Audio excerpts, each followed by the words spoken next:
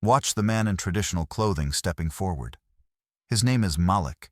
He and four other Muslim activists just placed religious books on the ground, preparing to stomp them. Then his leg freezes completely. Two others freeze identically, completely immobile.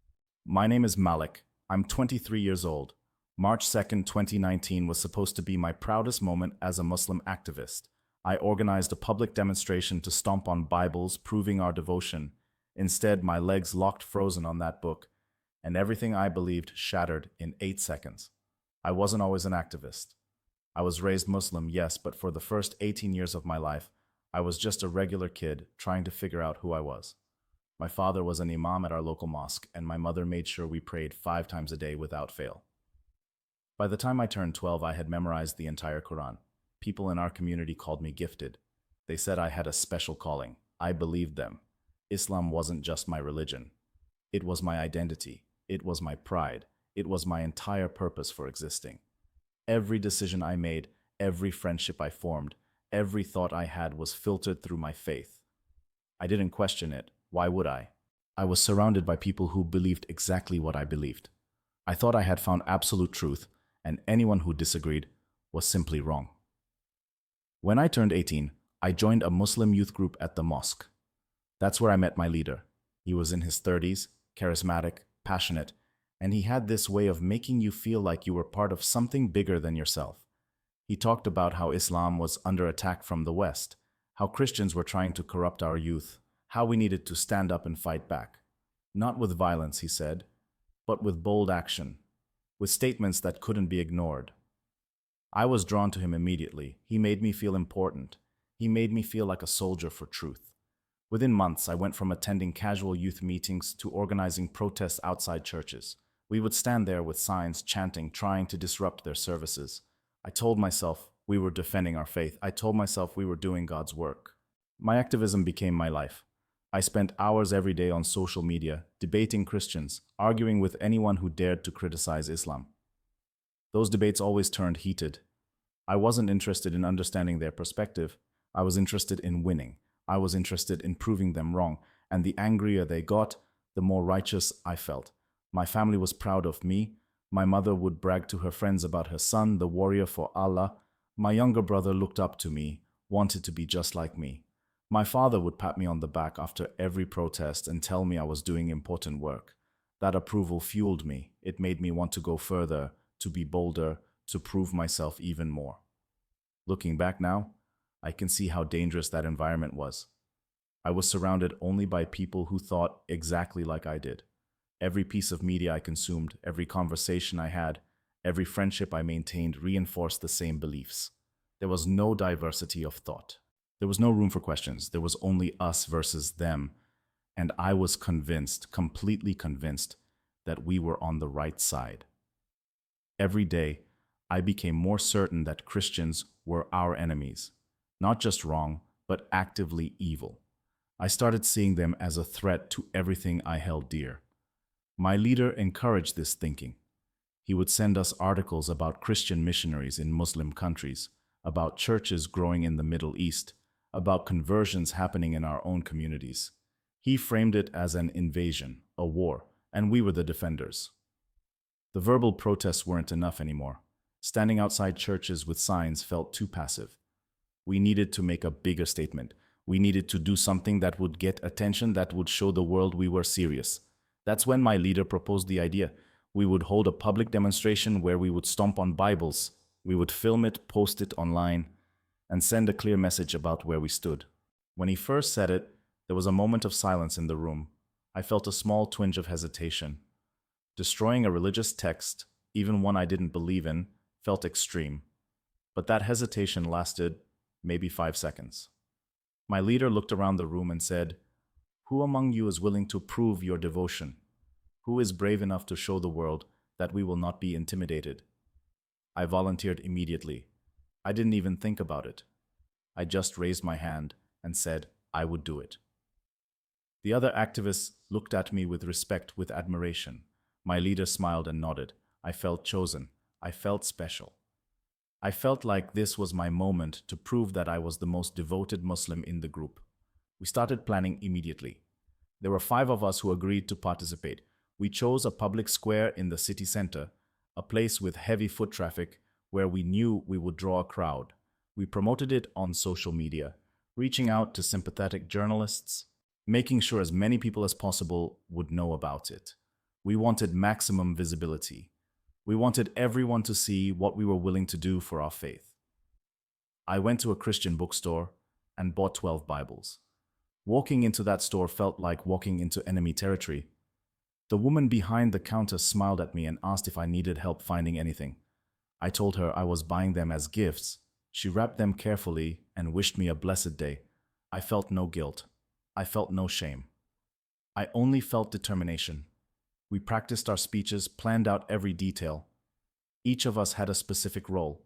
I was chosen to go first because I had organized the whole thing. That honor meant everything to me. I spent the night before rehearsing what I would say, imagining the crowd's reaction, picturing the videos going viral.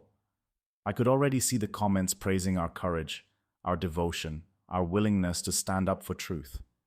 I couldn't sleep that night, not because I was nervous, but because I was excited. I kept replaying the demonstration in my mind.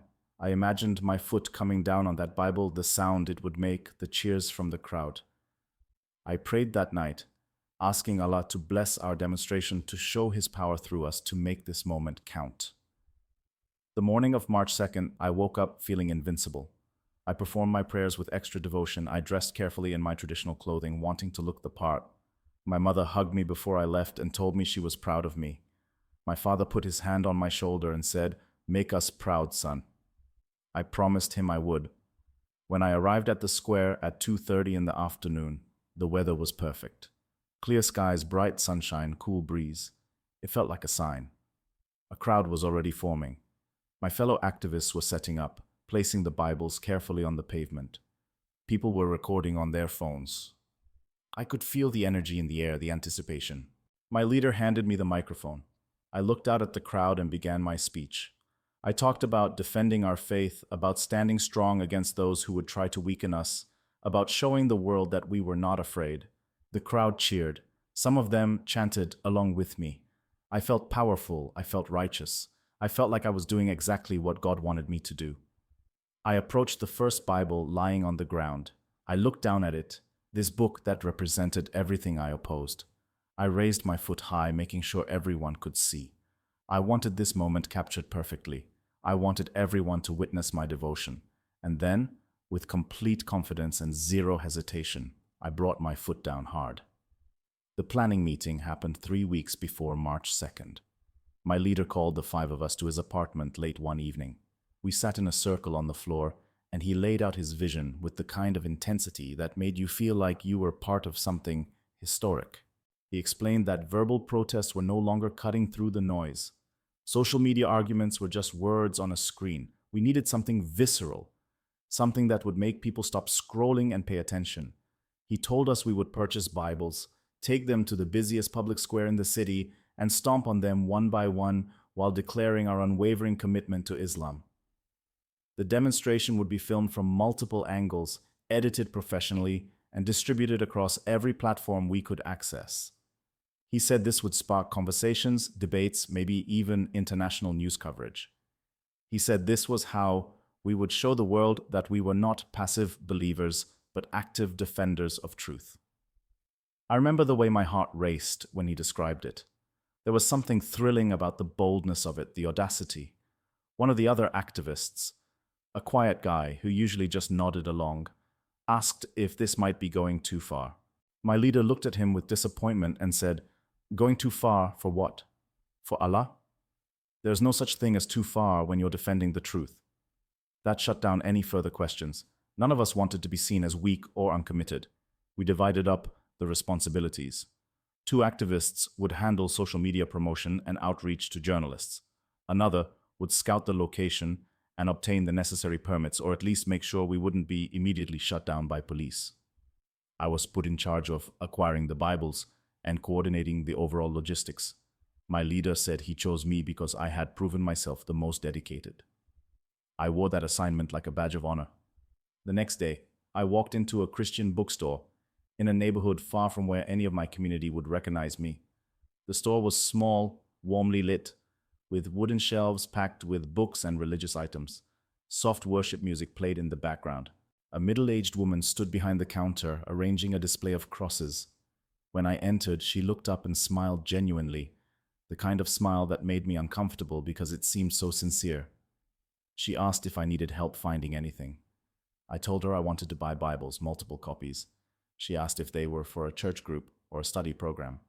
I lied smoothly and said they were gifts for friends who were curious about Christianity. Her face lit up. She told me how wonderful it was that I was sharing the faith, how she would pray that these Bibles would touch hearts and change lives. Every word she said made me feel more justified in what I was planning. In my mind, she represented the enemy, the people trying to convert Muslims, and I was fighting back. I bought 12 Bibles. She wrapped each one carefully in brown paper, handling them with reverence. She wrote a small note on each package. "May God bless your journey." When I paid, she reached across the counter and squeezed my hand, telling me she was so encouraged by young people like me who cared about spreading the gospel. I smiled, thanked her, and walked out with a bag full of books I intended to desecrate. Carrying those Bibles home felt strange. They were heavier than I expected, not physically but emotionally. I kept telling myself they were just paper and ink, just another book, nothing sacred about them. But some part of me, a part I tried very hard to ignore, felt uneasy. I pushed that feeling down. I reminded myself of my purpose, my mission, my commitment to Allah. Over the next 2 weeks, we prepared obsessively. We wrote and rewrote our speeches. We practiced the sequence of events, timing everything down to the second. We decided I would go first, followed by the others in a specific order to maximize dramatic impact. We created graphics for social media, wrote captions in 3 languages, identified influencers who might share our content. This wasn't just a protest. It was a media campaign. We met every evening to refine the plan. My leader would coach us on our delivery, telling us to speak with conviction, to make eye contact with the cameras, to show no hesitation or doubt. He said the world was watching for any sign of weakness, any indication that we weren't completely committed. He said this demonstration would define us, that years from now people would remember what we did on March 2nd. I practiced my speech in front of the mirror every night. I memorized every word, every pause, every gesture. I wanted to project absolute confidence, unwavering certainty. I imagined the applause, the praise from my community, the respect from my peers. I imagined my father watching the video and feeling proud that his son had the courage to take such a bold stand. The night before the demonstration, I couldn't sleep, not from nervousness, but from pure adrenaline. I kept going over the plan in my head, visualizing each moment. I saw myself stepping forward, raising my foot, bringing it down decisively. I saw the crowd erupting in support. I saw the video spreading across the internet, comments flooding in from Muslims around the world thanking us for our courage. I saw myself becoming a symbol of resistance, a hero in the fight against Western religious imperialism. I performed my morning prayers with extra devotion on March 2nd. I asked Allah to grant us success, to protect us from any interference, to make our message clear and powerful. I asked Him to show His favor through this act, to demonstrate to the world that Islam was the true faith and that we, His servants, were willing to do whatever it took to defend it. My mother made my favorite breakfast that morning. She kept looking at me with this expression of pride mixed with concern. She asked if I was sure about what I was doing. I told her I had never been more sure of anything in my life. She hugged me tightly and whispered a prayer over me. My younger brother gave me a fist bump and said he wished he could be there. My father simply nodded with approval, which meant more to me than any words could have. I dressed carefully, choosing traditional clothing that would make a clear statement about my identity. I looked at myself in the mirror and barely recognized the person staring back. I had transformed from a regular young man into a warrior, a defender of faith, someone willing to make a public spectacle for what he believed. I felt powerful. I felt chosen. I felt absolutely certain that I was on the right side of history. The walk to the public square felt surreal. It was a beautiful day, unseasonably warm for early March. The sun was bright. the sky cloudless. People were going about their normal routines, completely unaware that something significant was about to happen in their city. I arrived at 2:30 in the afternoon, 30 minutes before our scheduled start time. My fellow activists were already there, were setting everything up. They had marked out a space in the center of the square, positioning the Bibles in a neat row on the pavement. A small crowd was beginning to gather, curious about what was happening. Some had seen our social media posts and came specifically to watch. Others were just passers-by who stopped because they sensed something unusual was about to occur. I could see cameras being set up, phones being raised, people whispering to each other. The energy was building. My heart was pounding so hard I could hear it in my ears. One of the other activists came over and asked if I was ready. I told him I was born ready. We laughed, trying to dissipate some of the nervous energy. At exactly 3 o'clock, we began. My leader, who had positioned himself at the edge of the crowd, gave me the signal. I stepped forward and took the microphone. The crowd quieted down. I could feel hundreds of eyes on me. This was my moment. This was what I had been preparing for. I launched into my speech. My voice strong and clear, talking about defending our faith, about refusing to be intimidated, about showing the world where we stood. The crowd responded exactly as I had hoped. Some people cheered, some raised their fists in solidarity. I could see phones recording from every angle. Everything was going according to plan. I felt invincible, righteous, completely justified in what I was about to do. I finished my speech and handed the microphone to one of the other activists. I turned to face the first Bible lying on the ground. It looked small and insignificant lying there on the concrete. Just a book, just paper and ink. Nothing to be afraid of, nothing to hesitate about. I took a deep breath. I raised my foot high, making sure everyone could see, making sure every camera captured this moment. I looked out at the crowd one more time, seeing their expectant faces, their support, their encouragement. And then, with every ounce of confidence I possessed, with absolute certainty that I was doing the right thing, I brought my foot down hard on that Bible. The moment my foot made contact with the Bible cover, everything changed. It wasn't gradual. It was instant, absolute, and terrifying.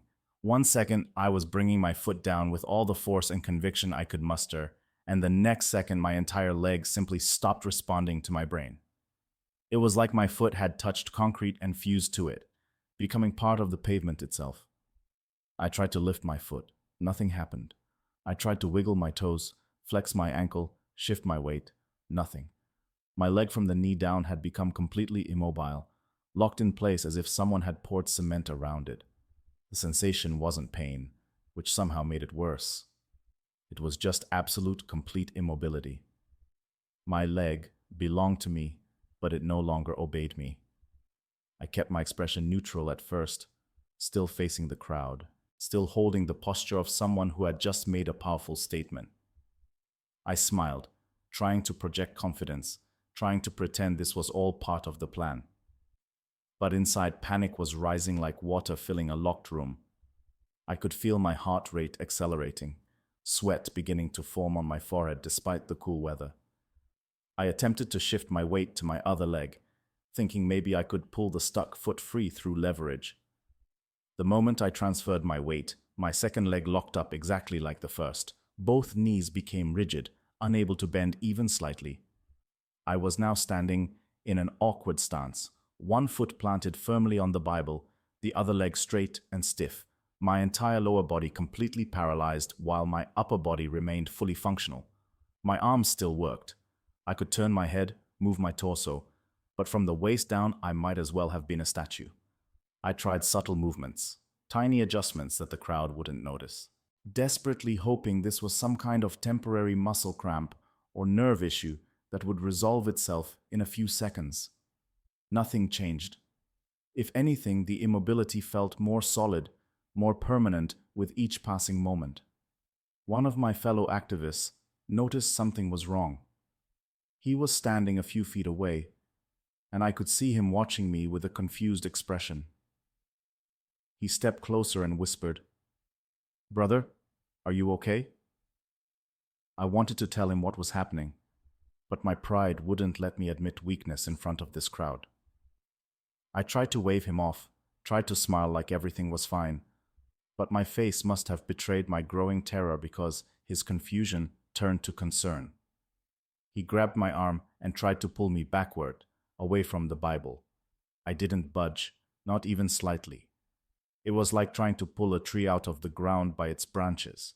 He pulled harder, actually putting his weight into it, and I felt the strain in my upper body, but my legs remained absolutely fixed in place. He looked at me with alarm now, his eyes asking questions I couldn't answer. That's when he made his fatal mistake. He stepped onto one of the other Bibles lying on the ground, trying to get better leverage to pull me free. The instant his foot touched that Bible, his legs locked exactly like mine had. I watched it happen, saw his expression change from concern to confusion to absolute horror in the span of 2 seconds. His eyes went wide. He tried to move and couldn't. He understood immediately what had happened to me because it was now happening to him. We stood there together, two grown men frozen in awkward positions, unable to move our legs, unable to step away from the Bibles beneath our feet. The crowd had started to notice that something was wrong. The energy had shifted from supportive to uncertain. People were whispering, pointing, some laughing because they thought this was part of the performance, some looking genuinely concerned. A third activist, seeing both of us struggling, rushed forward to help. My leader was shouting something from the edge of the crowd, but I couldn't process his words over the roaring panic in my head. The third activist grabbed both of us, trying to physically drag us away from the Bibles. When that didn't work, when we remained as immovable as stone pillars, he stepped onto another Bible to brace himself for a stronger pull. I wanted to scream at him to stop, to warn him, but before I could form the words, his legs locked too. 3 of us now stood frozen, 3 Muslim activists who had come to stomp on Bibles in defiance, now trapped by those same books, unable to take a single step in any direction. The irony was not lost on me even in my panic. We had wanted to make a statement. We had definitely made one, just not the one we intended. The crowd's reaction was mixed and chaotic. Some people fell silent, staring at us with open mouths.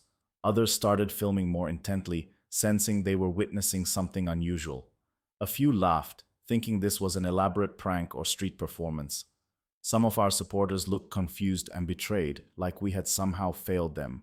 I could see my leader at the edge of the crowd, his face dark with anger and confusion, trying to figure out what was happening and how to salvage the situation. The 4th and 5th activists stood back, refusing to come closer. They had seen what happened to the 3 of us, and whatever loyalty they felt wasn't strong enough to risk the same fate. I didn't blame them. If I could have stepped back, if I could have run away from this nightmare, I would have done it in a heartbeat. Time started to blur. My leader pushed through the crowd and came to examine us.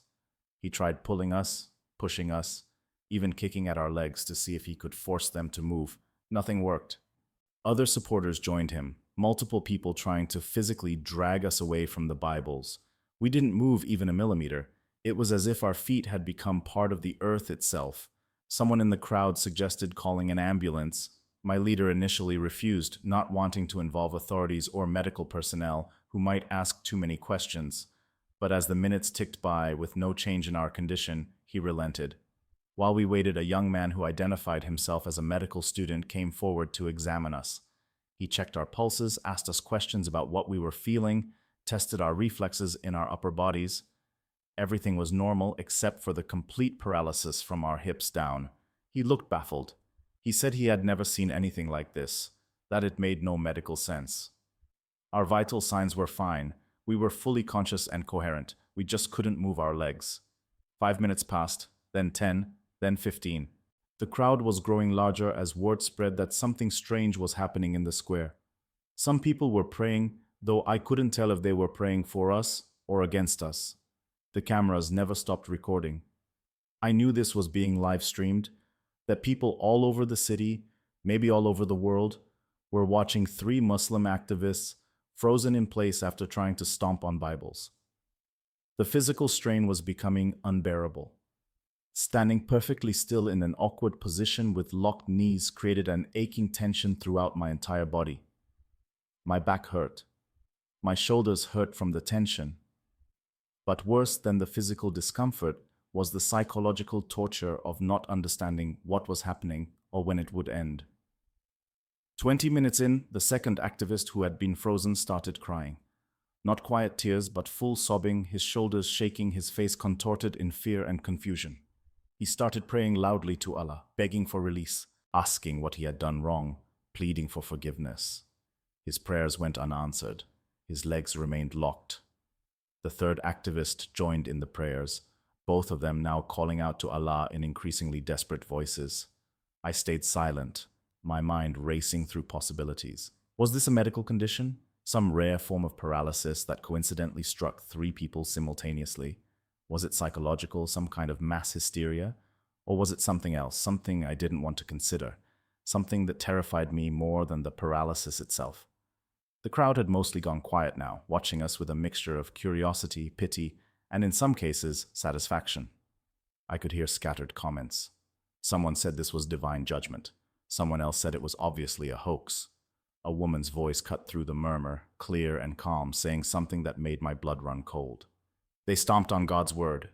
Now they can't move their feet. You think that's a coincidence? I wanted to argue with her. I wanted to explain that this was medical, that this was natural, that there was a logical explanation. But I couldn't form the words because deep down, in a place I didn't want to look, I knew she might be right.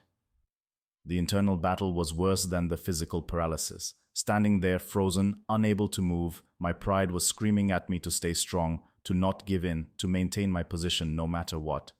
I had built my entire identity around being a devoted Muslim, a warrior for Allah, someone who would never compromise or surrender. Everything I had worked for, everything I believed about myself, demanded that I stand firm and refuse to acknowledge what was becoming increasingly obvious. But my body was betraying me. My legs had started to shake from the strain of staying locked in that unnatural position. Every muscle from my waist down was screaming in protest. The ache had spread to my lower back, shooting pains traveling up my spine. I could feel myself sweating despite the cool weather, my shirt sticking to my back, my hands trembling even though they were the only part of me that could still move freely. 25 minutes had passed. The crowd had thinned slightly, some people losing interest and moving on with their day, but at least 50 people remained, watching, waiting to see what would happen next. The cameras were still recording. My leader had stepped back, his face a mask of frustration and confusion.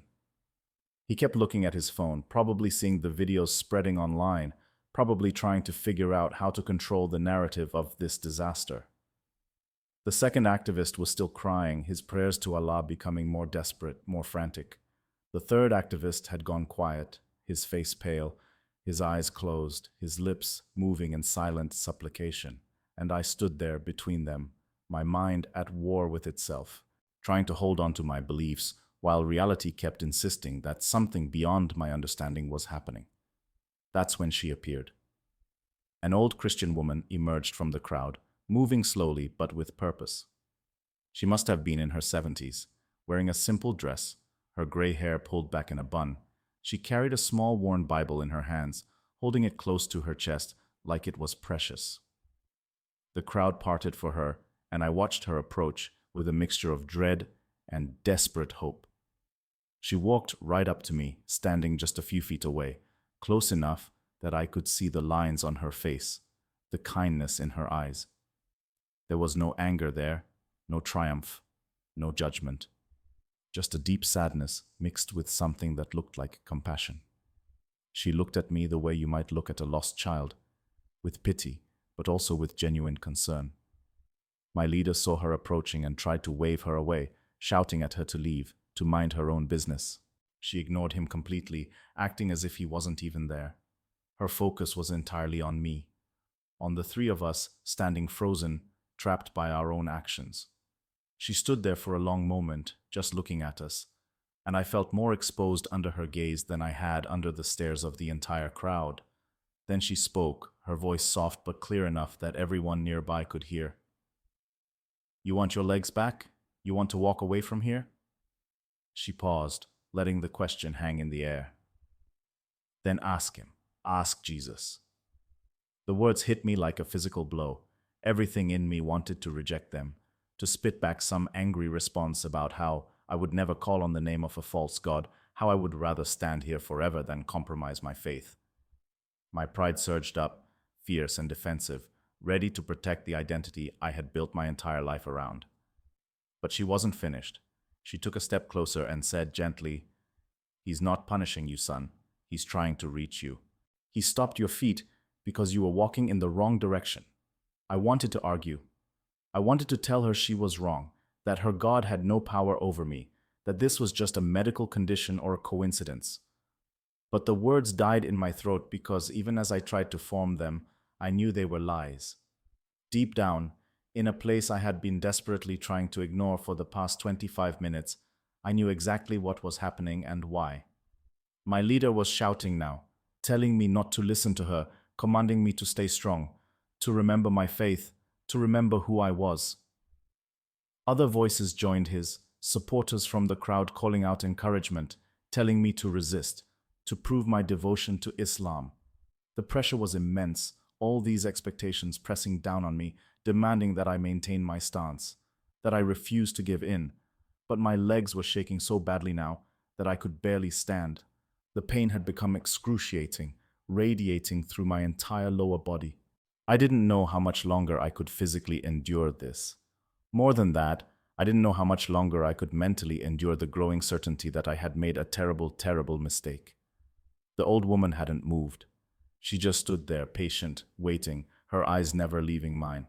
She didn't try to convince me further. She didn't argue or debate. She had said what she came to say, and now the choice was mine. Walk away or call on Jesus. Stay trapped or surrender. Cling to my pride or admit I might be wrong. Think about what that moment felt like. Imagine building your entire identity around one set of beliefs, surrounding yourself with people who reinforce those beliefs every single day, investing years of your life into defending and promoting those beliefs. Now imagine standing in a public square, frozen in place, with undeniable evidence that maybe, just maybe, you got it all wrong. What would you do? The second activist made his choice first, through his tears.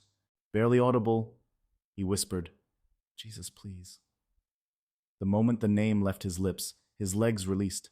He stumbled backward, nearly falling, his body suddenly mobile again after 30 minutes of paralysis. He collapsed to his knees on the pavement, sobbing harder now, his hands covering his face. I watched this happen.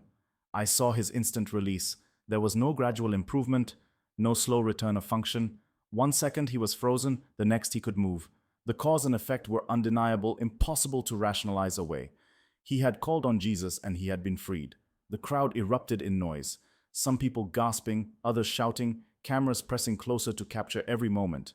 My leader was yelling something, but I couldn't hear him over the roaring in my own head. The third activist was staring at our freed companion with wide eyes, his mouth hanging open in shock.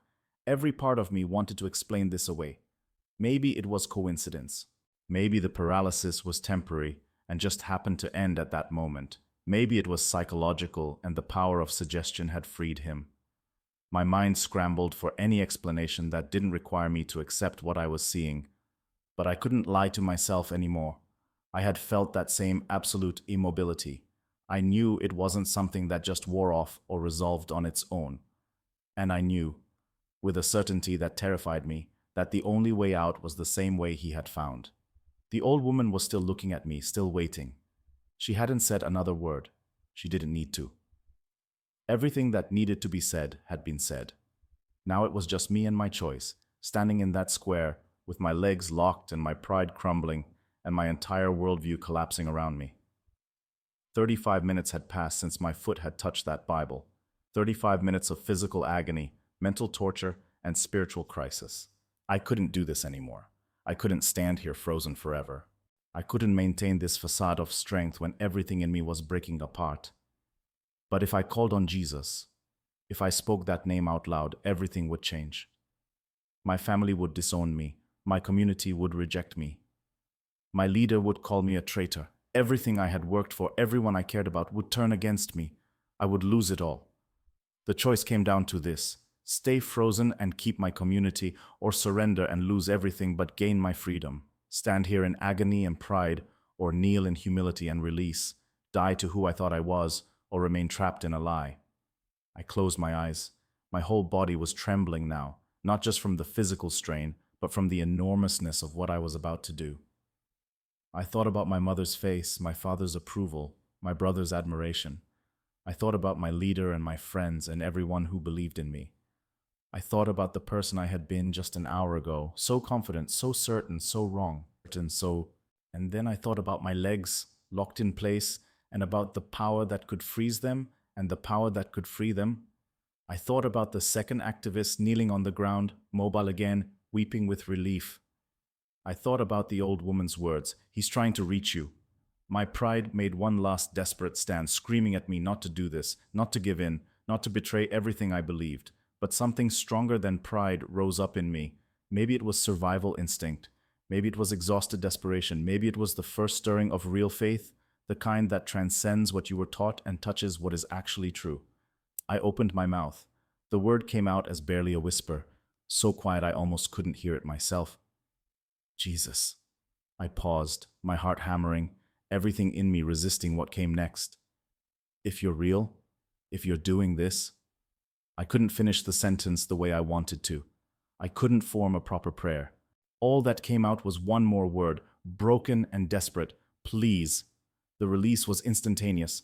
My legs unlocked, sensation and mobility flooding back all at once. The sudden return of function was so unexpected that I lost my balance, stumbling backwards, my freed legs unable to support my weight after being locked for so long. I fell to my knees on the pavement, the impact jarring but barely registering through the overwhelming rush of emotion. I was on my knees anyway, so I stayed there. I couldn't have stood even if I wanted to. My legs were shaking too much, my whole body racked with trembling I couldn't control. Relief crashed over me, so intense it hurt. Then came fear, because I knew what I had just done and what it would cost me. Then something else, something I had never felt before. A sense of presence, of being seen and known, and somehow, impossibly, loved. I knelt there on the cold pavement, my hands covering my face, unable to stop the tears that came pouring out. They weren't tears of joy, not yet. They were tears of complete emotional devastation, the kind that come when everything you thought you knew gets ripped away, and you're left kneeling in the rubble of your former certainty. My whole body shook with sobs I couldn't control. Sounds coming from somewhere deep in my chest that I didn't even recognize as my own voice. The old Christian woman knelt beside me, her hand resting gently on my shoulder. She didn't say anything, just stayed there, a quiet presence while I fell apart. I could hear the crowd's reaction, a cacophony of voices, some shocked, some celebrating, some angry. But it all felt distant, like it was happening in another world.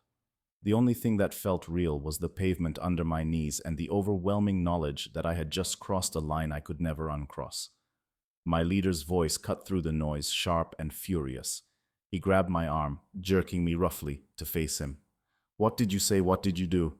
His face was inches from mine, contorted with rage and something that looked like betrayal. The other activists surrounded us, demanding answers, accusing me of weakness, of breaking under pressure, of shaming them all. I couldn't answer. I couldn't form words. How do you explain that your entire understanding of reality just shattered in 8 seconds? How do you tell people who have become your whole world that you think, you just experienced something that proves everything they believe is wrong? I just shook my head, pulling away from his grip, unable to meet his eyes. The third activist was still frozen, still trapped with his feet on the Bible. He was watching all of this, seeing both me and the second activist freed and mobile, seeing the direct correlation between calling on Jesus and being released.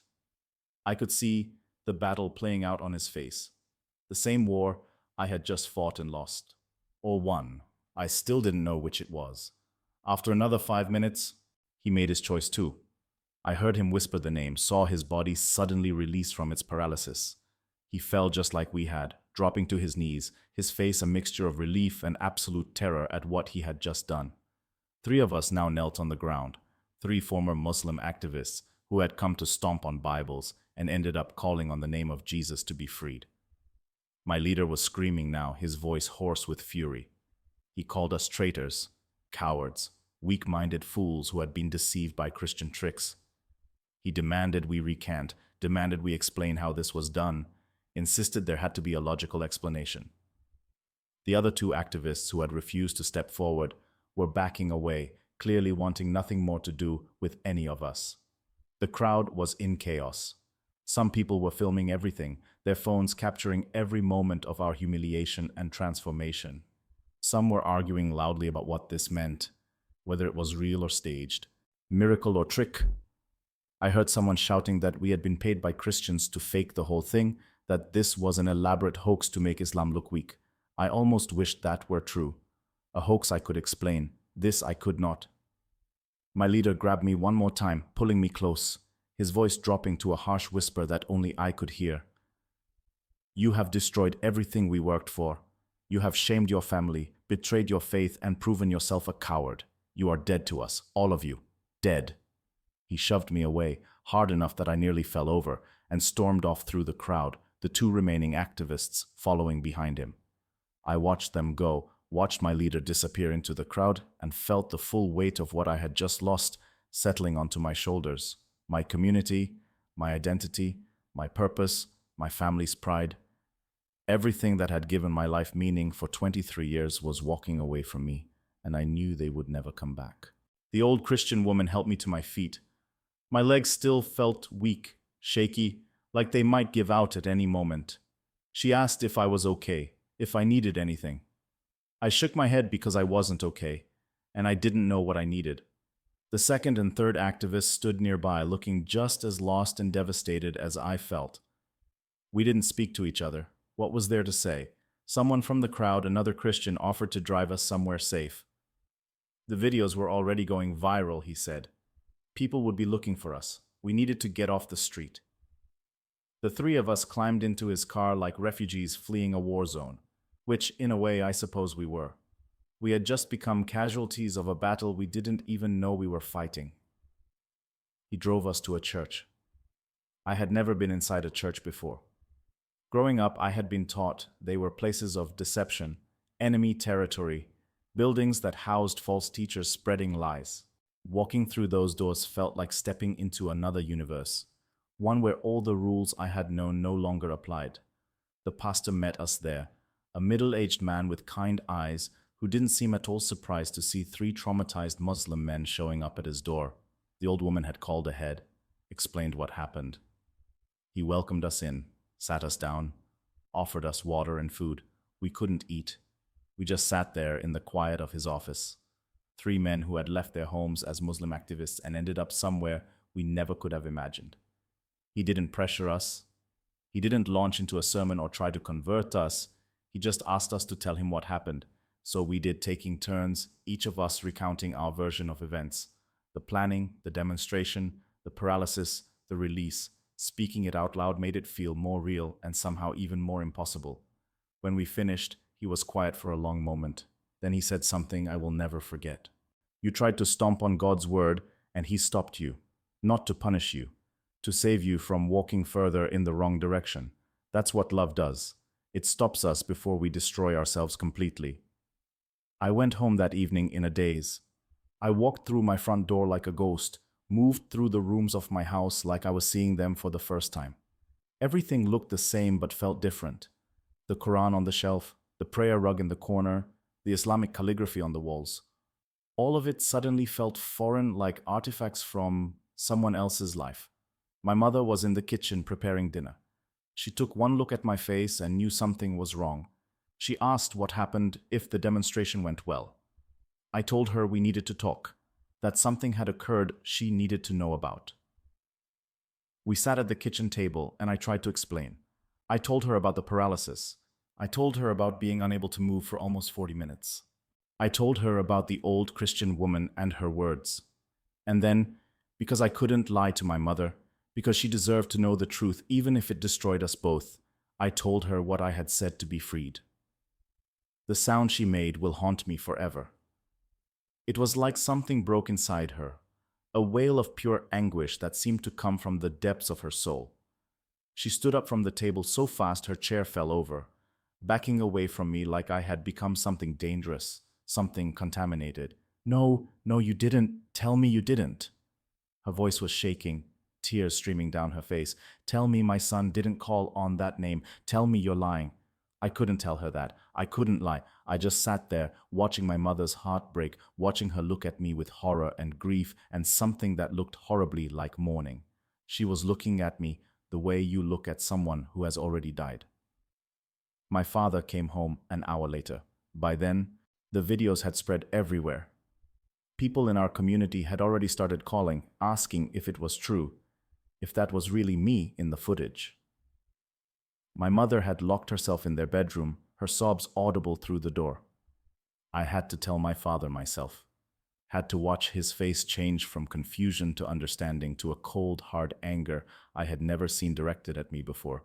He didn't yell, he didn't rage, he just looked at me with absolute contempt and said, "You are not my son anymore. My son died today in that square. I don't know who you are, but you are not welcome in this house." His voice was flat, emotionless, which somehow made it worse than if he had screamed.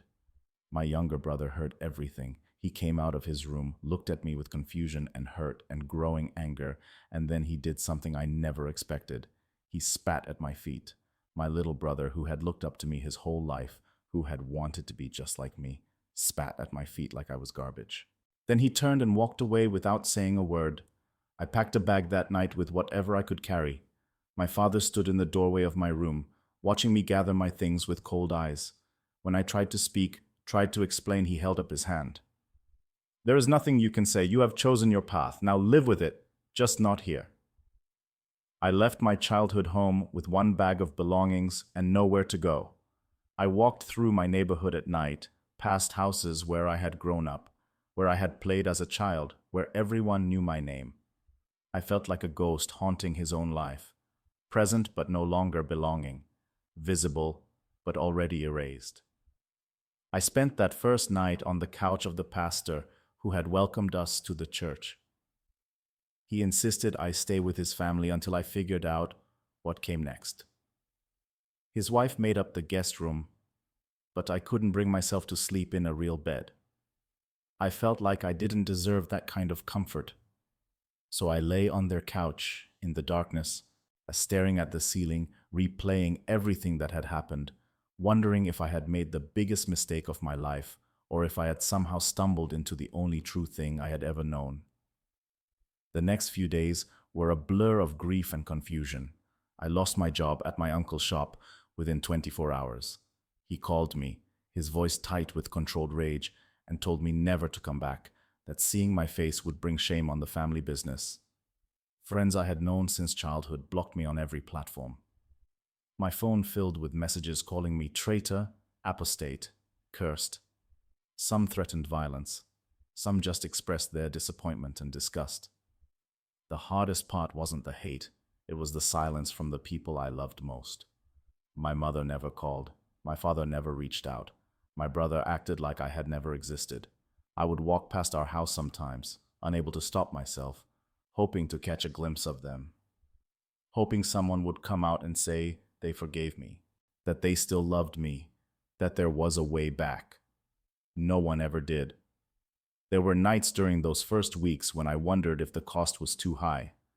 I would lie awake in that guest room the pastor's family had eventually convinced me to use, and I would think about how easy it would be to recant everything, to say I had been confused or coerced or temporarily insane. I could go back to my family, my community, my old life. All I had to do was deny what had happened in that square. But I couldn't do it. Because every time I thought about lying, about pretending it hadn't been real, I would remember the feeling of my legs locked in place, the absolute certainty that I had encountered something beyond my understanding, beyond my control. I would remember the instant release when I spoke Jesus' name, the undeniable cause and effect that no rationalization could explain away. I couldn't unsee what I had seen. I couldn't unknow what I now knew. The second activist who had been frozen with me reached out after a week. He was going through the same thing, the same rejection, the same grief, the same terrible question of whether we had made the right choice. We met for coffee, two outcasts from the same catastrophe, and we talked for hours. Just having someone who understood, who had experienced the exact same thing, made the isolation slightly more bearable. The church became my refuge and my new family. These people who had been strangers, who I had been raised to see as enemies, welcomed me with open arms. They didn't treat me like a project or a trophy convert. They treated me like a wounded person who needed healing, like a lost son who had come home. The pastor spent hours with me, answering my questions, helping me understand this faith I had accidentally stumbled into. I started reading the Bible, really reading it, not looking for arguments against it, but trying to understand what it actually said. I read the Gospel of John first, the same book I had randomly opened that night in my bedroom. The words felt different now. They felt like water to someone dying of thirst, like light to someone who had been stumbling in darkness. I couldn't get enough. Learning to pray as a Christian felt strange at first. I was used to ritual prayers, specific words at specific times in specific positions. But Christian prayer was different. It was conversation. It was relationship. The pastor told me I could talk to Jesus like talking to a friend, that I didn't need special words or perfect form. Just honesty, just openness. So I started praying, really praying, telling Jesus everything. I told him about my grief over losing my family. I told him about my anger at the situation, my fear about the future, my doubts about whether I had done the right thing. I told him things I had never told anyone, secrets and shames I had carried alone. And slowly, over weeks and months, I started to feel something I had never experienced in all my years of Islamic prayer. I felt heard. I felt known. I felt loved. The transformation wasn't instant or easy. There were setbacks, moments of doubt, days when the grief over what I had lost overwhelmed everything else.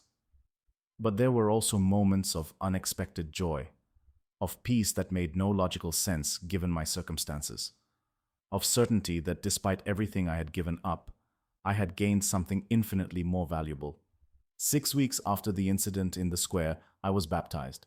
The pastor asked if I was sure, if I understood what this public declaration would mean, how it would cement my decision in a way that made going back even harder. I told him I was sure. I had already lost everything that could be lost. I might as well embrace what I had found. The baptism took place on a Sunday morning in front of the whole congregation. As I went under the water, I thought about my old life drowning, being buried. When I came up, gasping and dripping, I felt lighter somehow, like I had shed a weight I didn't even know I was carrying. The congregation erupted in applause and celebration, and I stood there in my soaking wet clothes, surrounded by my new family, and I wept. But this time, the tears were different. They weren't tears of loss, they were tears of gratitude. I found work at a small business owned by a member of the church. It wasn't much, just part-time warehouse work, but it was honest employment, and it was enough to start rebuilding. I found a small apartment, barely more than a room, but it was mine. I started building a new life, piece by piece, day by day. The second activist who had been frozen with me also got baptized. We became close friends, brothers in a way that went deeper than blood. We understood each other's grief and joy in ways no one else could. Eventually, we started talking about how we could use our story, our testimony, to reach other Muslims who might be searching for truth. We began speaking at churches, sharing what had happened to us. The response was overwhelming. Some people were skeptical, thinking we were making it up or exaggerating. But many more were moved, encouraged, challenged by our story. And then we started getting messages from Muslims, people who had seen the videos online, who had questions, who wondered if what happened to us could happen to them. That's when I realized something. The God I had spent 23 years believing in demanded obedience, submission, performance. The God I had found demanded nothing but offered everything. He didn't need me to earn his love through perfect prayers or righteous actions. He had already demonstrated his love by stopping me in that square, by refusing to let me walk further away from truth, by paralyzing my legs to save my soul. The Bible I had tried to stomp on, I kept it. I had it specially preserved, the cover still bearing the imprint of my shoe. I carry it with me everywhere now. When I share my testimony, I show people that footprint, that physical evidence of my attempt to destroy God's word. And I tell them what happened when I tried. I tell them that he could have left me alone, could have let me keep walking in the direction I was heading, could have allowed me to stomp on his word and walk away unchanged. But he loved me too much for that. He loved me enough to physically stop me, to freeze my legs, to force me to make a choice, move toward him or stay trapped. surrender or remain paralyzed. People ask me if I regret it, if the cost was worth it. They point out everything I lost. My family who will not speak to me, my community that has erased me, my identity that I spent 2 decades building, my reputation, my relationships, my sense of belonging. They ask if a moment of supernatural intervention was worth losing all of that, and I tell them this. Ask yourself this question. If you discovered that everything you believed was wrong, if you encountered undeniable truth that contradicted your entire worldview, what would you do? Would you have the courage to accept it, even if it cost you everything? Or would you cling to comfortable lies because the price of truth feels too high? I won't lie to you and say it hasn't been hard. There are still nights when I miss my mother's voice, when I wonder what my younger brother is doing, when I pass by my childhood home and feel the ache of exile. There are still moments when I question whether I could have found a different way, a path that didn't require losing everyone I loved.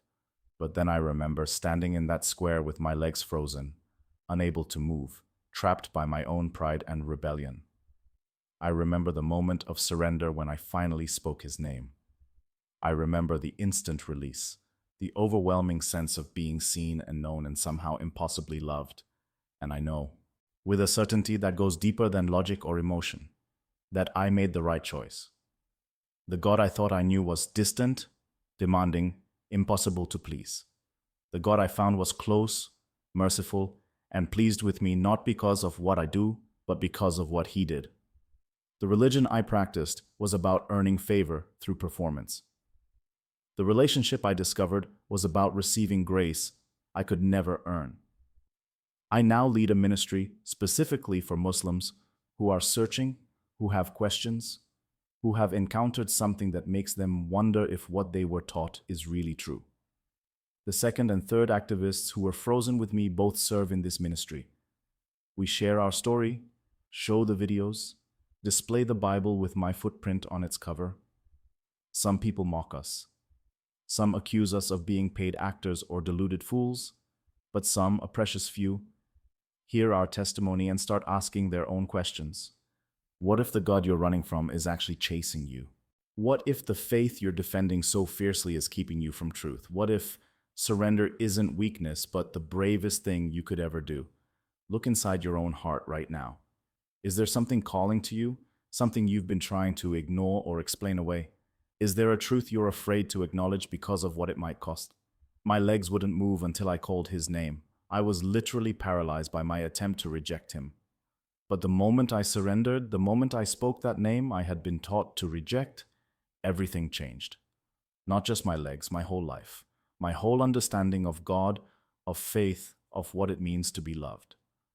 March 2nd, 2019 was supposed to be my moment of triumph, my public declaration of devotion to Islam, my proof that I was willing to do anything for my faith. Instead, it became the day I died to my old life and was born into something new. It became the day I lost everything that didn't matter and gained everything that does. Jesus didn't just free my legs that day. He freed my soul from a prison I didn't even know I was in. He freed me from the crushing weight of trying to earn acceptance through performance. He freed me from the fear of never being good enough, never doing enough, never being certain of salvation. He freed me to know him, to love him, to rest in the finished work he accomplished for me.